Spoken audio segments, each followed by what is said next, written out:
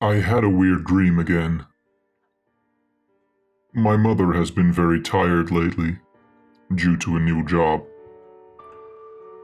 And she was very tired in my dream. But she had learned to drive a car and wanted to take me and my oldest brother to the park. We drove there in a small gray car that we don't really own. She reverse parked and I double checked to see that she wasn't scraping the rear bumper on the curb. When I looked up, a few people had gathered around our car, and my mother was having a nice conversation with them. It was all good until I noticed that a big guy had one of his feet up on the trunk of our car. He was wearing clogs. The spot where he had placed his foot now looked all dusty and scratched. I asked him to lift his foot so that I could see the damage better. The steel was all dented. I said that he would have to pay for repairs, and he got very angry.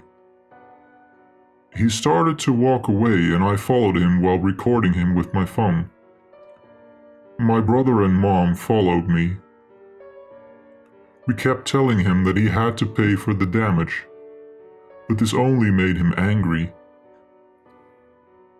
He walked back to our car and tore the damaged steel off the back of the trunk. I said something along the lines of, "Oh, you're really gonna have to pay for that now." The man ran away into the park. We chased him and somehow ended up in a big building. After some searching, we found him inside this big hall that had a polished hardwood floor, which he was mopping, along with two other men.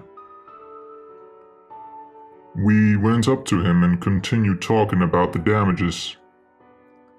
He was no longer angry. He was crying. Then I noticed an emergency door in this big hall. One of those doors with the bar that you have to push down to open them, with the green light on top. Now, before I tell you what happens after I go through that door, a small side note that might be interesting. During the recording of this, I somehow opened up the front camera on my phone. I looked normal at first, but the longer my front camera stayed open, I started to gradually look uglier. I'm not sure what that says about me, or if that is significant at all, but that kinda hurt. Moving on. The next dream started. I went through the emergency door, and I was in a new world. It was a big open field with some empty patches of soil that had no grass, but looked like dried up lake bed without the cracks.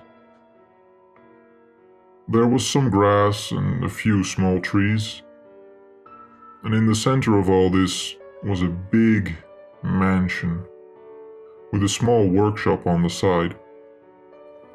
I went into the workshop to see that somebody had been crafting furniture. My first thought was, who's been carpenting? My granddad has been dead for years. My granddad on my mother's side was a carpenter, or a woodworker if you will. I left the workshop and entered the mansion. It was a creepy mansion. I went room by room until I found a dead person inside a bed. This is where the dream got blurry and I only remember bits and pieces. Actually, I remember the storyline, but it's really weird. The story is that a mother and a daughter live alone in a mansion.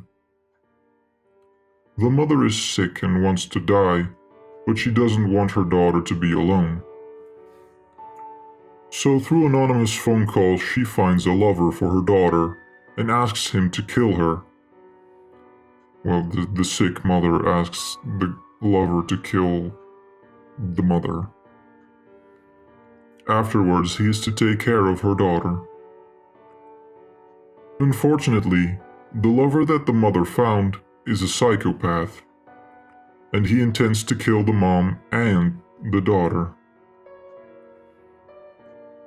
And for the first cycle of this dream, I was that psychopath. Now, I say for the first cycle because this story played out 3 times. The first time I was the psychopath. The second time I was the mother. And the third time, I was the daughter. Seeing your mother be killed by a fat, overweight psychopath in a big, dark olive green shirt with beige cargo pants, a short blonde M&M-ish haircut, and a shotgun is terrifying. Especially when he's laughing. The entire time, I should try to call for help.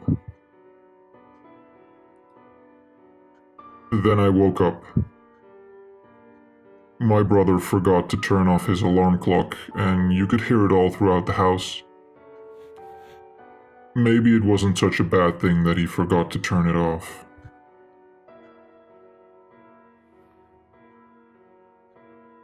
Now here's a side note. When I was the mother and the daughter and I saw the psychopath, he was this big, obese guy with the dark olive shirt and the cargo pants. I don't actually look like that. So don't take that as a representation of me. But what might have been the scariest thing, though, is that I'm pretty sure that I've had these dreams before.